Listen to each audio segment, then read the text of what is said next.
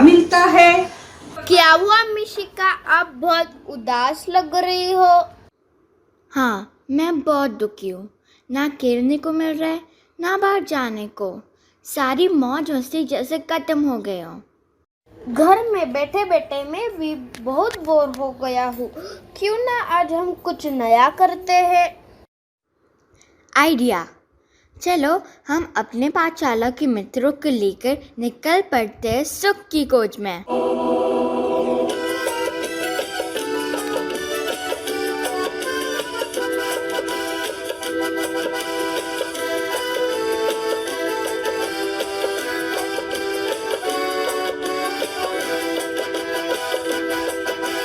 माजिनवाणी श्रवण करेंगे, पठन करेंगे, मनन करेंगे, त्रिलोक सार का ज्ञान करेंगे, भक्त नहीं भगवान बनेंगे। त्रिलोक सार का ज्ञान करेंगे, भक्त नहीं भगवान बनेंगे।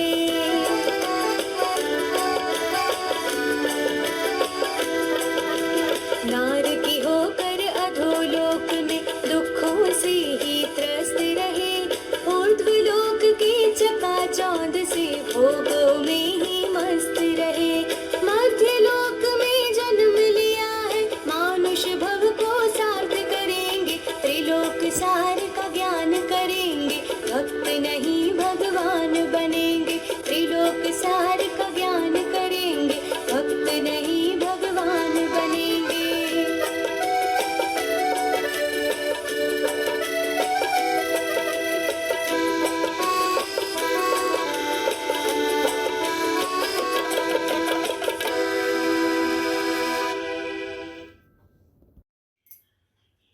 मिशिका और रिदम अपने साथियों को लेकर 3 लोक की सैर करने के लिए निकल रहे हैं।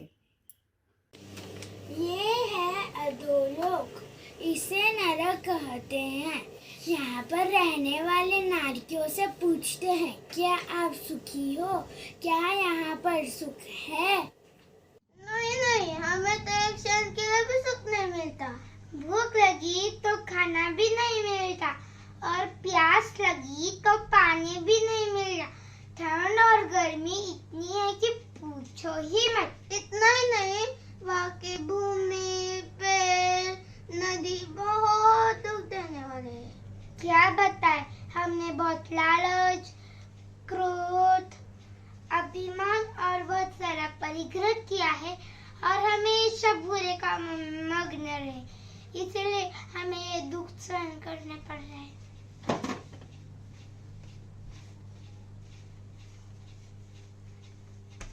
अरे ये तो मारपीट करने लगे, चलो भागो भागो, ये कहीं हम ही ना मार दे।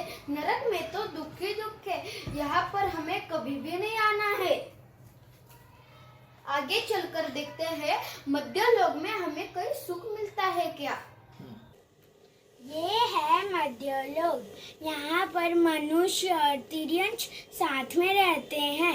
ये क्या, सारे पशु एकत्रित हुए हैं, लगता है इनकी सभा चल रही है। सुनते हैं ये क्या कह रहे हैं। मैं 2 दिन से भूखा हूँ, लगातार बारिश के कारण एक भी शिकार नहीं मिला। सर्दी और गर्मी में भी खाने पीने और रहने की बहुत तकलीफ होती है। हमेशा डर लगा रहता है कि कोई आकर पकड़ ना ले, कोई मार ना दे।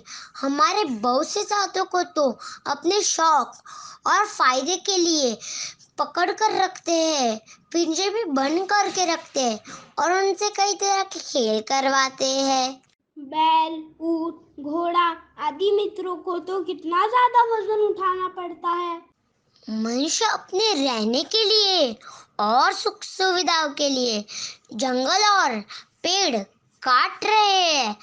इस वजह से हमारी तकलीफें और बढ़ रही है। हमारे खाने पीने और रहने की तलाश में हम उनकी बस्ती में जाते हैं तो हमें मार दिया जाता है, या फिर पकड़कर पिंजरे में बंद कर देते हैं। हाँ साथियों, हमने बहुत मायाचारी की, हमेशा छल कपट करते रहे, इसलिए इतनी पीड़ा सहन करनी पड़ रही है। से क्या सुख के बारे में पूछते हो? ये तो पहले से इतने दुखी है, हमें तो इस जगह भी कभी भी नहीं आना है। मनुष्य के बारे में तुम सभी जानते हैं। हम बच्चों को हमेशा बड़ों का कहना मानना पड़ता है। अपने मन के हिसाब से रह ही नहीं सकते। मम्मी पापा तो अपनी जिम्मेदारी और काम में व्यस्त रहते हैं। दादा दादी भी अपने वृद्धावस्था से परेशान रहते हैं। इसका मतलब मनुष्य गति में भी कोई सुखी नहीं है। अब क्या करें? सुनो मित्रों, जो लोग बाकी है वो तो स्वर्ग है। निश्चित ही यहाँ पर हमें सुख मिलेगा। चलो स्वर्ग में रहने वाले देव से बात करते हैं। आपके पास तो सब कुछ है, फिर आप बहुत सुखी होंगे। नहीं बेटा, हम भी सुखी नहीं है। हमने धर्म सेवन किया, बाल तप किया, दान देकर अच्छे अच्छे कार्य किए। इस कारण हम स्वर्ग में तो आ गए। यहाँ सुख सुविधाओं की भी रेलचेल है, फिर भी हम दुखी है। हाँ, आपके यहाँ जैसे व्यवस्था होती है वैसी ही व्यवस्था यहाँ स्वर्ग में भी है। हमें भी 10 प्रकार के छोटे बड़े देव होते हैं। किसी के पास ज्यादा वैभव तो किसी के पास कम। बड़े देवों का वैभव देखकर छोटे देवों को ईर्ष्या होती है। हमारे पास विशेष ज्ञान होता है, अवधि ज्ञान, जिससे हमें 6 महीने पहले ही पता चल जाता है कि हमारा मरण होने वाला है। यहाँ पर मिलने वाला सुख ऐशो आराम छूट जाएगा, ये सोच सोच कर हम आकुल व्याकुल होते हैं। अब बताओ मेरे मित्रों, हम 3 लोग पे सभी जगह पर जाकर आए, पर सुख कहीं पर भी नहीं मिला। कोई भी सुखी नहीं है। अब बताओ मेरे मित्रों, बताओ हम सुख को कहाँ ढूंढे? कौन बताएगा मैं सुख का रास्ता?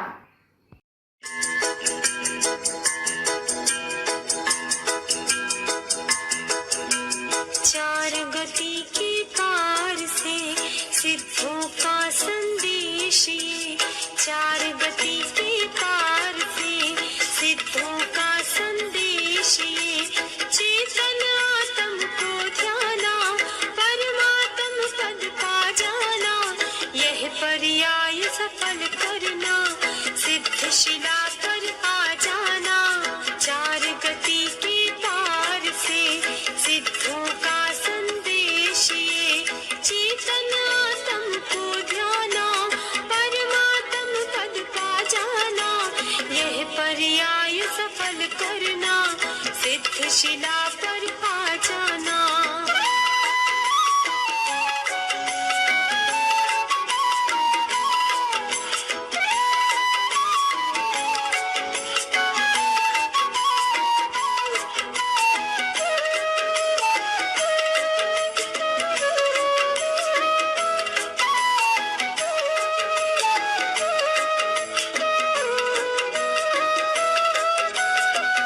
जग में कोई नहीं तेरा, जिन धर्म ही है शरण सबका। शुभ मानव कुल को पाया, मंगल जैन धर्म भाया। मोही जन धर्म आएंगे, धन वैभव दिखलाएंगे। विषय भोग में मत फंसना, ज्ञानी की संगति करना। विषय भोग में मत फंसना, ज्ञानी की संगति करना। यह पर्याय सफल करना, सिद्ध शिला पर आ जाना। यह पर्याय सफल करना, सिद्ध शिला पर आ जाना। अरे हाँ, हम तो 3 लोक के अग्रभाग में गए ही नहीं। वहीं पर तो सच्चा सुख है और उसे ही मोक्ष कहा गया है। बिल्कुल सही। सिद्ध भगवान ने हमें यही तो संदेश भेजा है। तोरा परिग्रह रखे, तोरा आराम करके, अच्छे और नेक काम करके हमने मनुष्य गति पाई है। यही से हमें सच्चे सुख की अर्थात मोक्ष की प्राप्ति हो सकती है। फिर देर किस बात की, चलो मोक्ष टूर पर जाने की तैयारी करते हैं। वहाँ पर कैसे जा सकते हैं? वहाँ पर कोई फ्लाइट या ट्रेन जाती है क्या? अर्जव गया है इसकी जानकारी लेने। चलो देखते हैं उसने क्या पता किया है। जय जिनेंद्र, जय जिनेंद्र, आपके पास मोक्ष टूर जाने के लिए कोई पैकेज है क्या? हाँ है, हमने जिनवानी का स्वाध्याय करके मोक्ष पैकेज तैयार किया है। बहुत अच्छा। वहाँ पर जाने के लिए कौन सा साधन अच्छा रहेगा? संयम एक्सप्रेस नाम की ट्रेन से हम जा सकते हैं, जिसके ड्राइवर है अरिहंत भगवान और गार्ड है निर्ग्रंथ गुरु। ठीक है, इस ट्रेन में हम कार से बैठेंगे। ये ट्रेन मनुष्य गति से शुरू होकर सिद्धशिला पर जाकर रुकती है। ट्रेन शुरू होने का समय क्या है? दुखमा सुखमा काल। ओके, सफर के दौरान हम क्या करेंगे? समय का सदुपयोग करने के लिए स्वाध्याय और रत्नत्रय की आराधना करेंगे और कर्म बंध से बचने की सावधानी रखनी होगी। और एक लास्ट प्रश्न,